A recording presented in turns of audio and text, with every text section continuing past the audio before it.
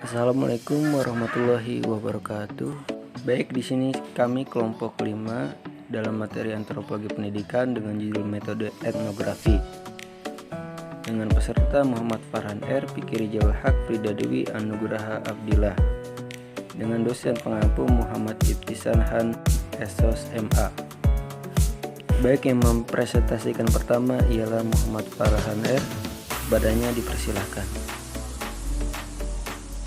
Baik, sekarang kita masuk di pengertian etnografi. Etnografi berasal dari bahasa Yunani, yaitu etnos, yang artinya rakyat, dan grafia, yang artinya tulisan.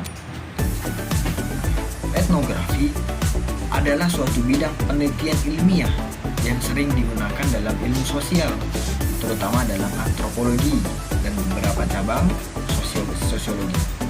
Nah, etnografi juga dikenal sebagai bagian dari ilmu sejarah yang mempelajari masyarakat, kelompok etnis, dan formasi etnis lainnya. Nah, kemudian kita akan lanjut ke tujuan metode etnografi. Ilmu ini bertujuan untuk menjelaskan keadaan masyarakat yang dipelajari, misalnya untuk menjelaskan seseorang itu sebuah etnos melalui tulisan. Nah, etnografi sering diterapkan untuk mengumpulkan data empiris tentang masyarakat dan budaya manusia. Pengumpulan data biasanya dilakukan melalui pengamatan partisipan, wawancara, kuesioner, dan lain-lain. Mungkin akan dilanjutkan kepada yang lain. Kegiatan dalam penelitian etnografi. Kegiatan dalam etnografi yaitu menganalisis dan melakukan pengamatan terhadap kelompok sosial atau pendukung kebudayaan tertentu. Kegiatan ini dilakukan secara langsung dengan subjek yang diteliti. Hasil pengamatan dapat ditunjukkan pada orang dan lokasi tertentu sebagai objek.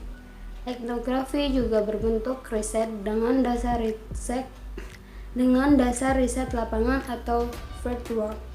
Menggunakan metode induktif dalam observasi dan wawancara mendalam untuk menginvestigasi praktik kehidupan sosial, serta menangkap makna di balik perilaku interaksi sosial tersebut. Yang kedua, perkembangan metode etnografi.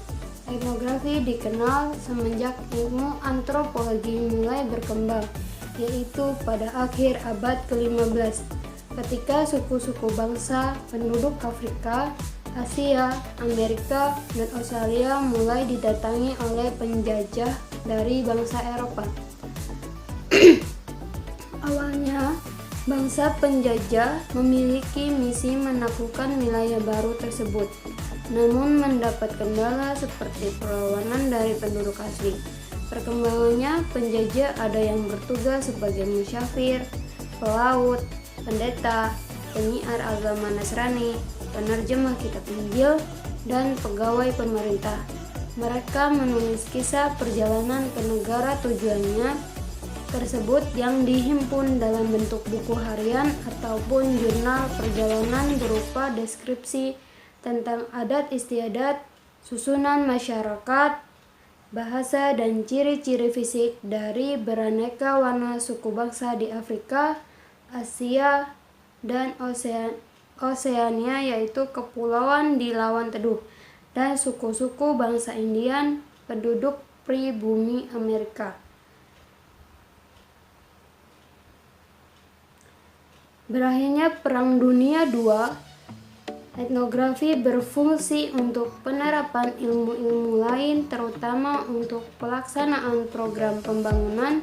Dari segi ilmiah, etnografi dapat didefinisikan sebagai salah satu bagian dari kajian ilmu antropologi yang secara holistik mendeskripsikan kebudayaan suatu masyarakat, suku, dan bangsa berdasarkan hasil penelitian lapangan pada kurun masa yang lebih akhir atau terbaru.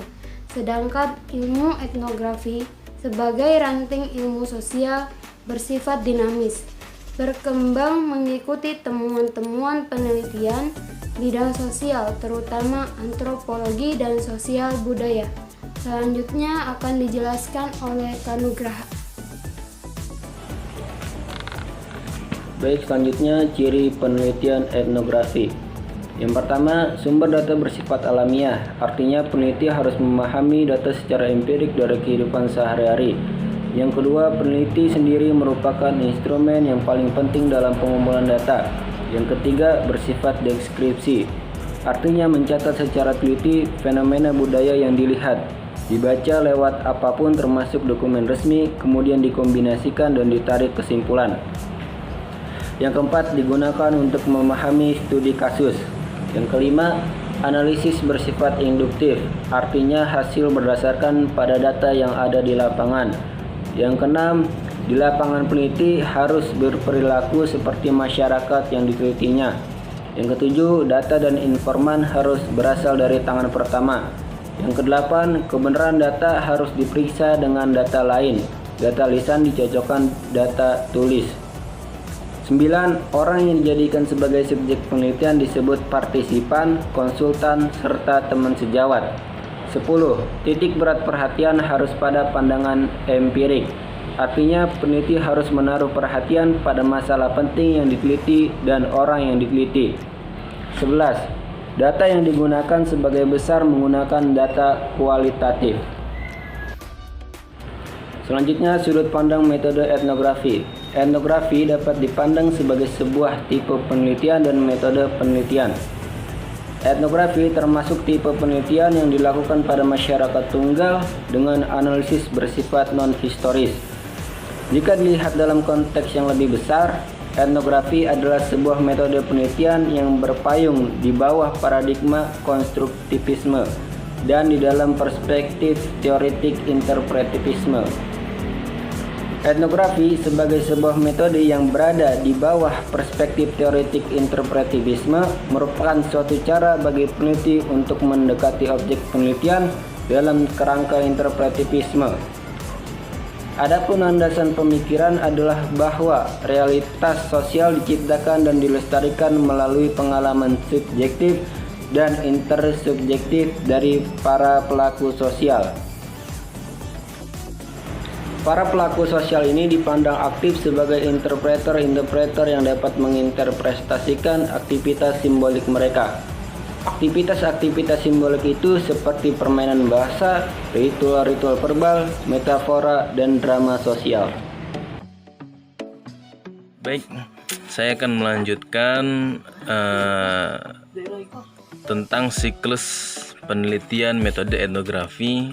Ada beberapa siklus penelitian metode etnografi.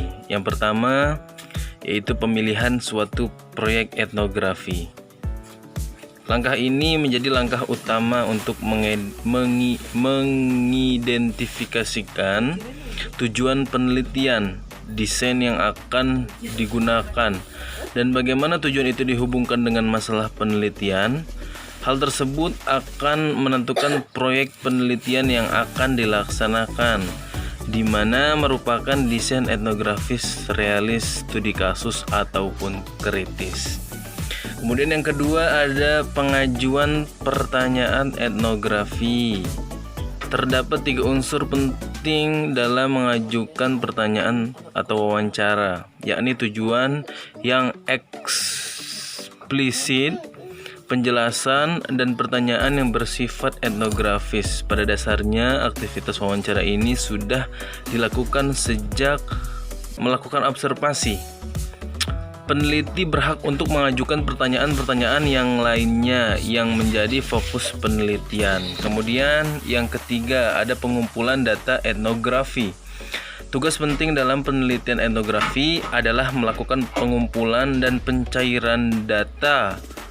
Pada dasarnya, pengumpulan data dilakukan dengan prosedur yang beragam, multiple procedures, serta intensitasnya bervariasi sesuai dengan tipe atau bentuk penelitian etnografi yang dilaksanakan. Kemudian yang keempat ada perekaman data etnografi. Berbagai data yang telah didapatkan dari hasil pengamatan dan wawancara, kemudian dilakukan perekaman atas data tersebut, di mana disesuaikan dengan jenis dan bentuknya. Perekaman data dapat dilakukan dengan bentuk catatan lapangan, foto, video, serta cara lainnya yang dapat membantu peneliti dalam menganalisanya. Kemudian yang kelima ada analisis data etnografi. Dalam melakukan analisis data dilakukan secara simultan. Tahapan dalam analisis data melakukan 4 bentuk, yakni analisis domain yang digunakan untuk memperoleh gambaran umum dan atau pengertian menyeluruh tentang objek pendalam yang disebut situasi sosial. Analisis taksonomi digunakan untuk menjabarkan domain yang dipilih menjadi lebih rinci untuk mengetahui struktur internalnya. Analisis komponensial digunakan untuk melakukan wawancara atau pengamatan terpilih agar memperdalam data melalui pengajuan pertanyaan. Yang kontrasantar elemen dalam suatu domain dan analisis tema kultural yang digunakan untuk melakukan pencarian kesimpulan antara domain untuk memperoleh tema tertentu seperti nilai, premis, etos, pandangan dunia ataupun orientasi kognitif. Kemudian yang keenam ada penulisan laporan etnografi. Kegiatan ini menjadi tugas akhir dalam penelitian etnografi. Pada dasarnya, penelitian etnografi melibatkan suatu open-ended inquiry, di mana mungkin saja peneliti diharuskan mengadakan analisis yang lebih intensif jika pada saat menulis laporan menemukan pertanyaan-pertanyaan baru yang membutuhkan observasi lanjutan. Baik.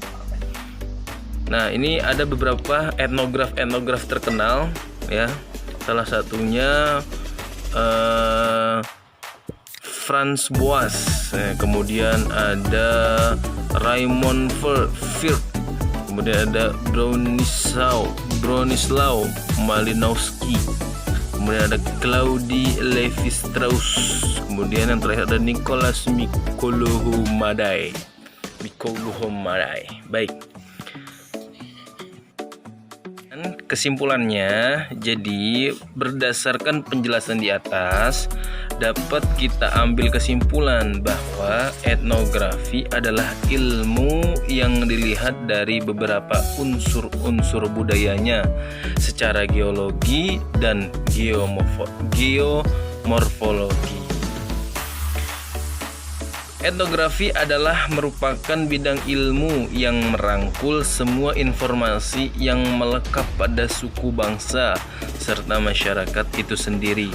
Etnografi tidak dapat dipisahkan dengan antropologi, kebudayaan dan adat istiadat, sebab antropologi, kebudayaan dan adat istiadat merupakan yang tidak terpisahkan dalam ciri khas atau bentuk suku bangsa serta masyarakat yang ada di dalamnya, sehingga etnografi itu sendiri menjelaskan tentang antropologi, kebudayaan, dan adat istiadat. Terima kasih, kurang lebihnya mohon maaf. Assalamualaikum warahmatullahi wabarakatuh.